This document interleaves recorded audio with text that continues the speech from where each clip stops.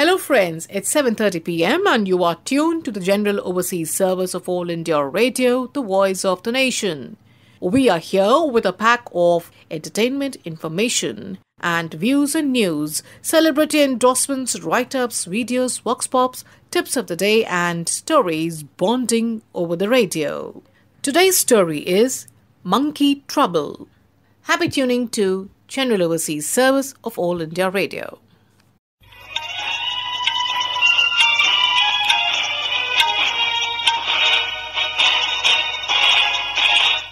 This is the General Overseas Service of All India Radio. Namaskar. The news snippets, read by Maria Albina Michael.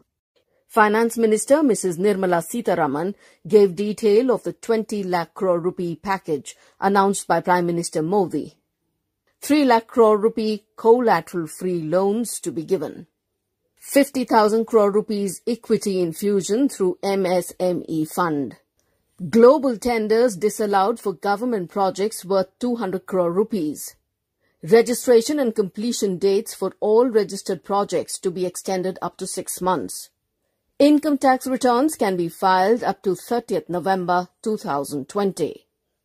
Tax deducted at source for non-salary payments and tax collected at source reduced by 25%.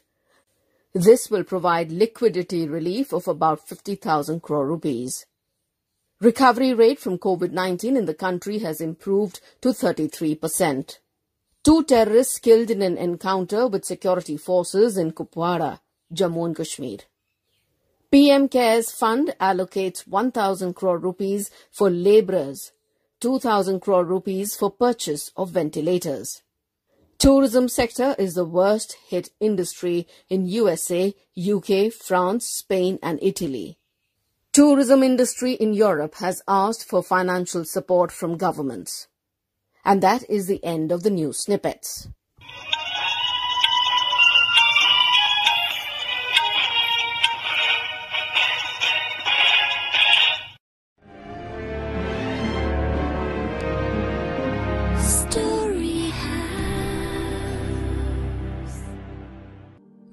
Namaskar. Stories not only lighten our mood, but leave an everlasting impact. I, Monica Toor, welcome you all to the world of beautiful stories. Story House. World of magic. And whenever I read it, I just get goosebumps. And here it goes. My son told me to take them when we reach a place X. Grab your favorite book and start reading. Every day, we have the choice to live fully. Story house. Story house. Story house. Story House. Story house. Story House. Story house. Story house. Story House. Story House. Story house. Story house.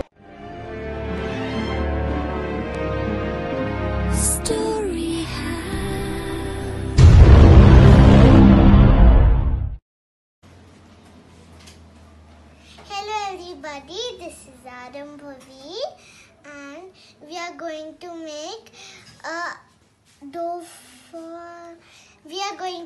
a dough for yummy and tasty chapatis. So what all we need for that, Arambavi? we need a mix of water and milk and a little bit of atta in a nice big bowl. Flour. And You mean flour, right? yeah, I mean flour. Very little you want to mix, Yeah, right? very little. We'll mix atta. We'll mix it and mix it. Right, we crush Bharti with the dal. We need to crush it like that. But it should You like Bharti very much? Yes, but Okay. let's... So you bring this together. We make atta. Yeah, so you convert the flour into dough Yeah, we can... by mixing the water. What do you say? Milk mix water. Milk mix water. So because of this, what do you get? This gets your dough soft or it gets... Why milk and water, Arambavi? Because sometimes we use water also, sometimes we use milk also. But I have kept milk and water. We don't need to put them together. We need to take a small nice bowl and we need to... your atta is ready, huh? But so you can see my dough is ready, soft and so soft. It is so smooth, it is so soft, and this yummy these yummy rotis they would be made by this dough. Thank you, Arambhavi. You can keep it in the bowl so that we can show. Keep it nicely. So we need to do it a little bit of rolling with our hand, and then we need to gather it up. If some dough is left in the bowl, we can take the dough and stick it to the bowl. So all dough will come out on the dough. And we need to roll it. And leave it. And we need to gather it up. And we need to give it to the person who is making chapatis. Yummy, yummy. Keep it down. Thank you, Arambhavi. My dough is ready. Very nice. Listen now to Prem Rawat, a motivational speaker. First thing, our family that we are maybe in lockdown with, one thing I want to tell you is give everybody elbow room. Give everybody some space. This is one of those things that if we don't do that, especially if we're locked up in a house or a relatively small space, it can truly, truly drive everybody crazy. So please, take that kindness and make it mean something. Not just, oh yeah, I'm going to be kind to you, but make it mean something. And the way you can make it mean something is to give each other empathy, give each other that space. That is very, very, very, very important. So I just, and truly enjoy each other's company instead of sitting there and trying to find faults with each other. Because families have a way of doing that spectacularly. They just sit there, and no, that's not how you do it. That's wrong. This is that. And that just drives everybody crazy. Instead of doing that, give everybody space, give everybody respect. We're so eager to respect everybody outside of our family circle. This is really a good time to give each other some respect, give each other some space, give each other some empathy, give each other some sympathy when it's necessary, give each other an understanding, and appreciate each other's company. When you appreciate something, something beautiful actually takes place. And you need to appreciate each other's company because, in fact, you do like each other. You don't express it, but you do like each other. So it's a wonderful time to really do that when you are in that situation, when it's a lockdown situation.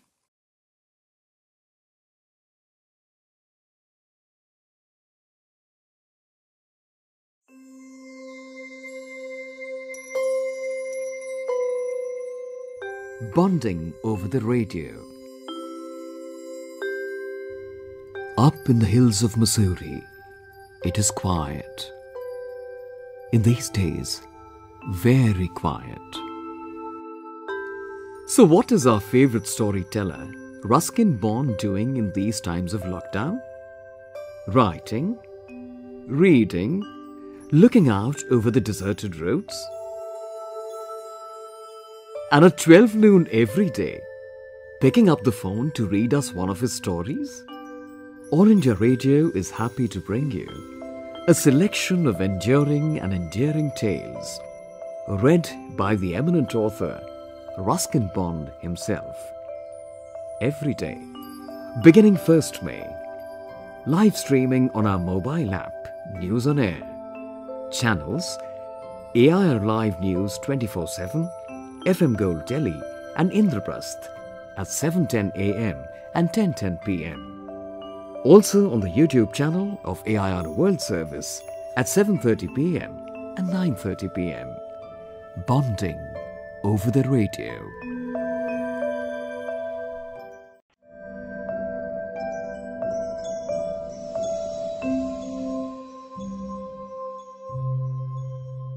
Radio is an intimate storytelling medium, and when it bonds with one of the finest storytellers of our times, the result is sheer magic.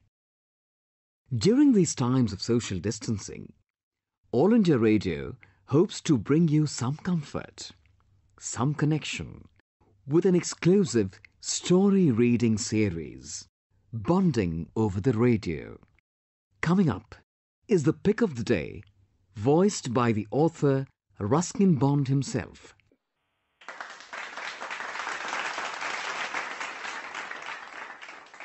Monkey Trouble began with a shorter version called The Adventures of Toto. And when I wanted to turn it into a storybook, so I lengthened it. But I'll read you the shorter version. This is Monkey Trouble or The Adventures of Toto. Grandfather bought Toto from a Tonga driver for the sum of 5 rupees.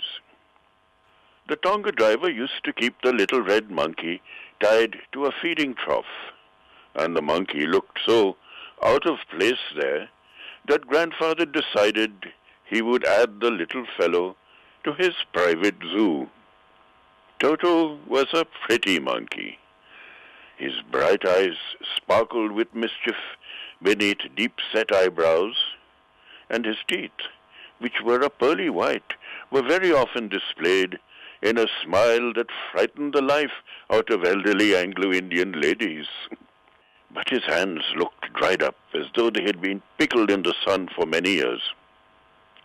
Yet his fingers were quick and wicked, and his tail, while adding to his good looks, because grandfather believed a tail would add to anyone's good looks, also served as a third hand.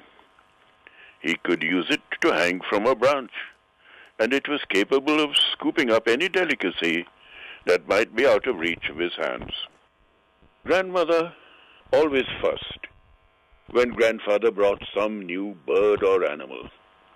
So it was decided that Toto's presence should be kept a secret from her until she was in a particularly good mood.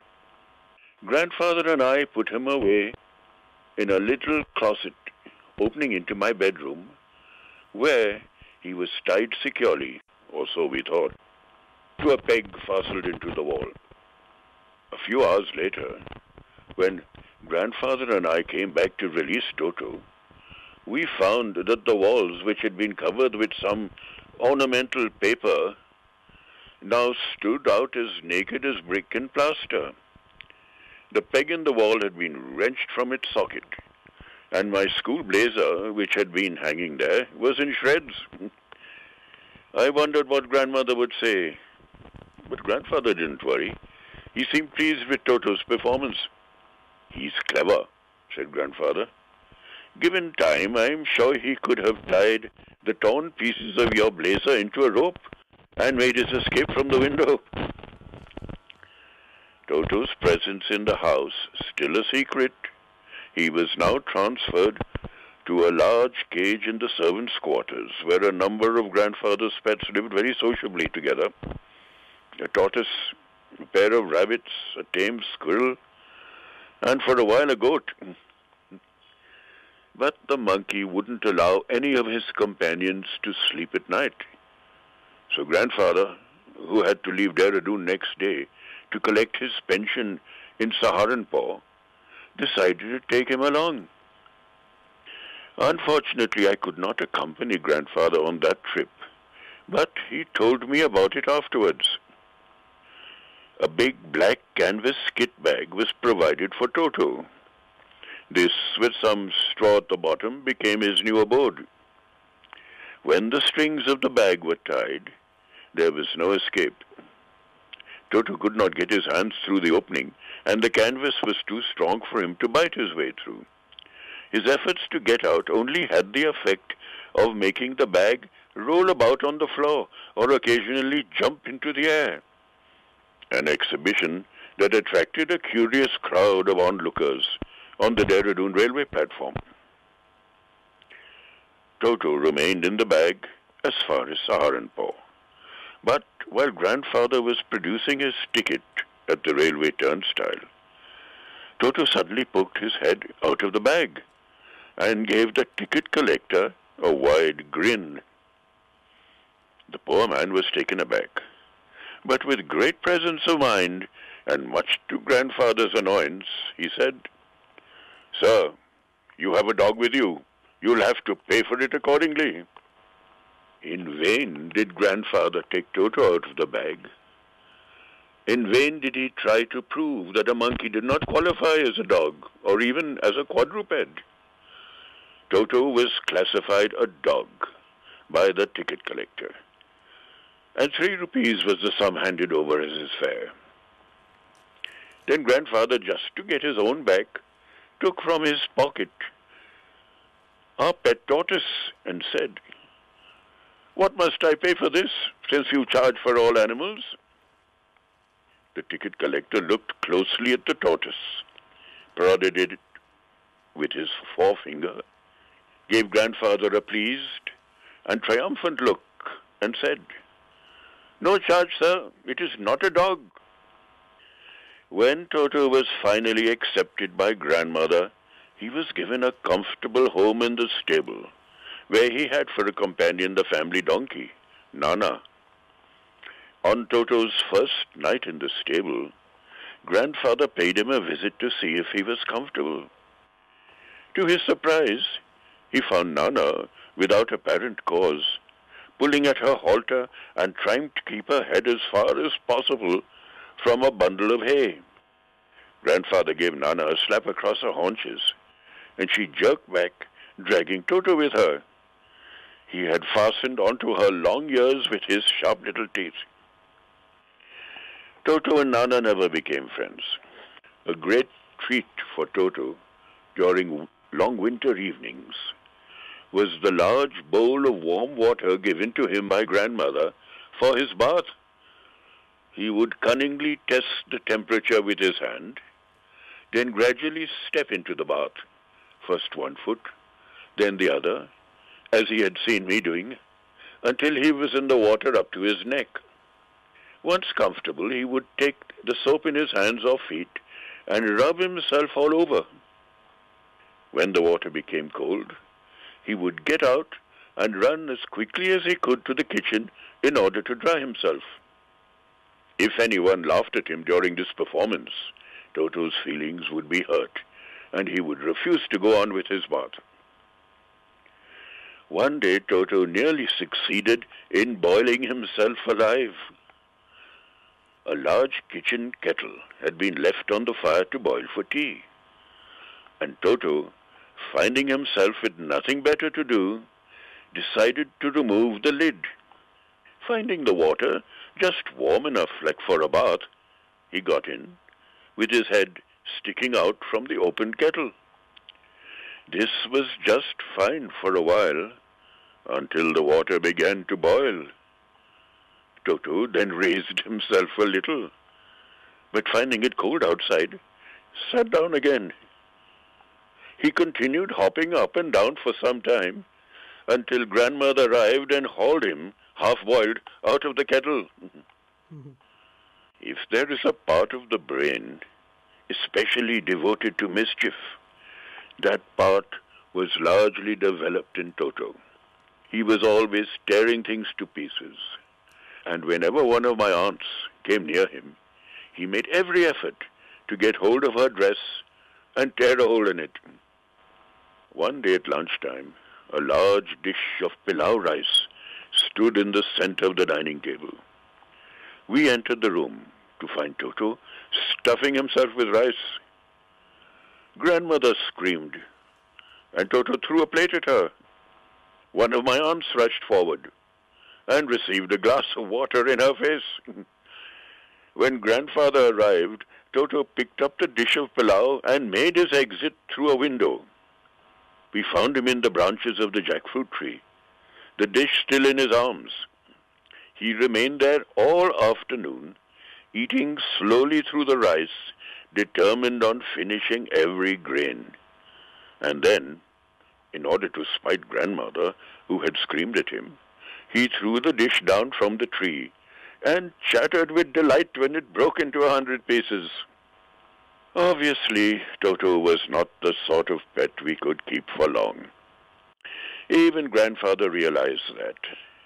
We were not well-to-do and could not afford the frequent loss of dishes, clothes, curtains, and wallpaper. So grandfather found the Tonga driver and sold Toto back to him for 5 rupees.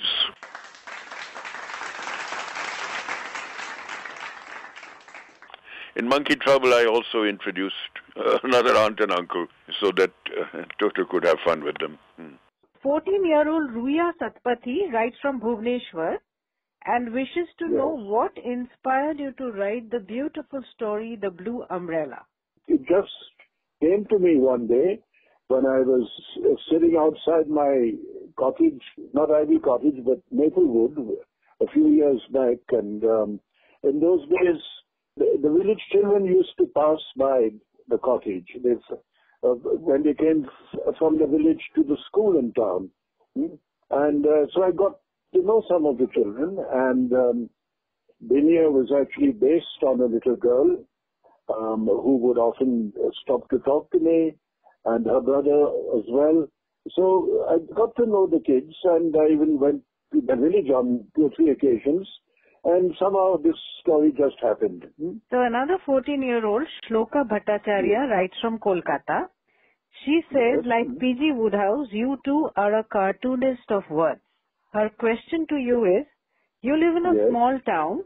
Does it provide you with enough raw material for your writing? It provides me, my dear, with more than I would get in a large city.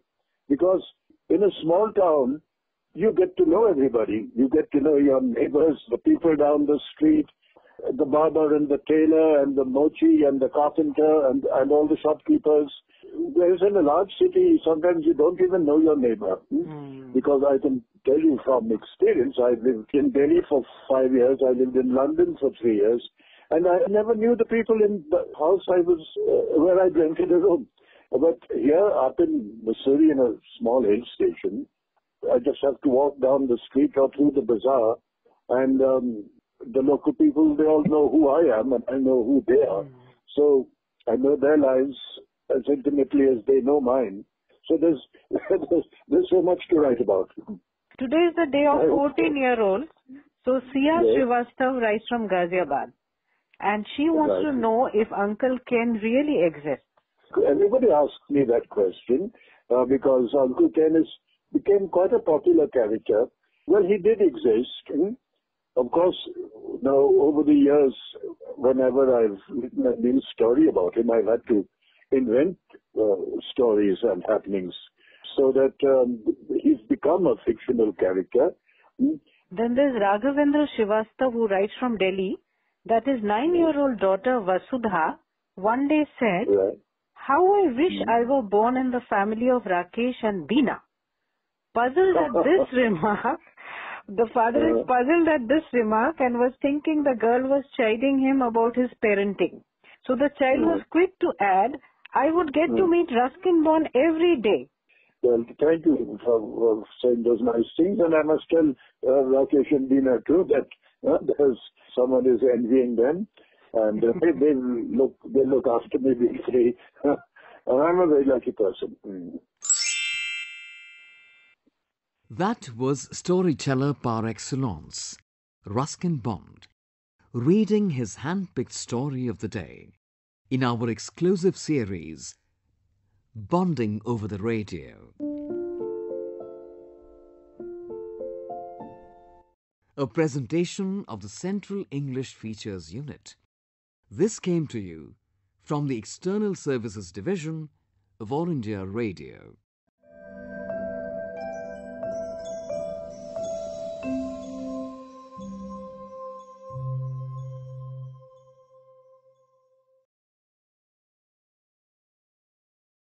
Namaskar, Monica. This is Professor Aman Agarwal from Indian Institute of Finance. I'm also the executive editor of Finance India, the quarterly journal of finance, published by the Institute since 1987 for the last 33 years. Thank you for inviting me to talk on this topic, Monica, and laying down these questions which are very pertinent in terms of what is going on in the economic scenario around the world and in India. We are all subjected to difficult situations, uncertainty, which we are building up in the last couple of months. In particular, we have not only been subjected to various difficulties in the past, but more so by the corona pandemic, which has come into place. You know, Monica, it's interesting when I look at the history of problems, especially epidemics and pandemics. If you go back from 3000 BCE, there have been over 22 major pandemics and epidemics, some of them still existing and around the world. And the world has survived. In some of the cases, millions of people have died. And also the fact that they have been said that the world is coming to an end. I think we are still here. It's important that we take this pandemic also with a positive side. Look at it, the challenges, look at the opportunities which lie ahead of us. I think the government of India is doing a great job in terms of trying to emotionally connect with the people. The Prime Minister comes frequently, other ministers are coming frequently to talk to people, tell them about what is going on, and we've seen him bringing about changes. The first change we saw was that connect, not only in Man Ki Baat, but in other programs, and when the lockdown was to be introduced, with a folded hand, requesting the people to introduce and observe lockdown. I think the people of this country have given him the confidence of vote, which is important when we look at any economy, because no country can move without a leader, a follower of those leaders, and people who can believe in the Prime Minister and the government. And I think the full confidence, fortunately, is there. We saw the lockdown which was introduced, which was till the May, and then it was extended further going forward. Now, when this was extended, there were apprehensions, but then this was partially even opened up. And I think that's important because now we are churning, a large number of MSMEs are now churning to grow forward. They're trying to restart their structures. And it takes anywhere between 2 to 3 weeks, almost a month before they can actually start being productive enough to start going into the same spin as they were in the past, primarily because of movement, displacements, and so on and so forth. Not to forget the package which has been announced yesterday. I think a big relief for the MSME, a big relief for the workers. Large number of segments have been looking forward to it. We did see that large number of packages were introduced by various countries, moving from 2.2% of their GDP to almost 21.1% of the GDP by Japan. United States of America gave about 13.9% of the GDP as well. But please understand the fact that, you know, despite that these packages were being introduced, many of them did in a very hasty manner. They did it immediately as a recourse. But in India, I think calculations were done, structures were done. And when we saw this package come out, it was a mix of administrative reliefs as well as relief of financial relief which has been granted. When it comes to these, it's important because when you look at the administrative relief, large number of dates have been postponed to October or November for meeting the statutory requirements. It's a big relief, a big stress, which large number of people like you and me, Monica, are there who bear these risks, these problems of meeting of the statutory requirements, because there are huge penalties if you do not adhere to them, and there can be legal consequences for them. And from that perspective, that respite has been given to chartered accountants, to large firms, small firms, and individuals like you and me. And that's very important measure, which most countries have not done or declared so far. The other measure which they have done is this 20 lakh crore. I'm very happy to say that I was one of the first few ones way back in January, second week, when this pandemic broke out. It came in the news. I was being interviewed by various channels, and I said, and people were saying, reflecting, and economists were saying that roughly about 7 to 8 lakh crore might be required. But I was one who said that we may require anywhere between 18 to 20 lakh crore to be given out as a relief package. I am happy that yesterday the government of India, the Prime Minister, has actually brought out this relief package with a very balanced view, taking care of almost all segments of the society, whether it is the MSME, the micro segment, the financing aspects, whether it is EPF aspects, whether it is the question of providing food to people. and the money. Many people have tried to question as to, is it sufficient? You know, the relationship between the government and the people is like the parents and the children. Whatever the parents may do for the children, it is never enough. And similarly, whatever the children may do for the parents and may do extensively good for the parent, there will always be more expectation by the parents from the children to do. And that kind of symbiotic relationship is there between the government and the civilians and the people who work in this country. And that is important because the expectations need to be there from both sides. But then please understand, too much of liquidity to be given in the hands of people. Although a large amount of that segment is given by DBT, but even then, if too much is given out, then we see the fact that there would be a problem of the people become lethargic. We have seen in case of Venezuela in the past that the country was a very rich country and they decided to actually leave off the fact that there would be no need to work, people will be given food, people will be given money, and they became so inhabitant, it's like a drug.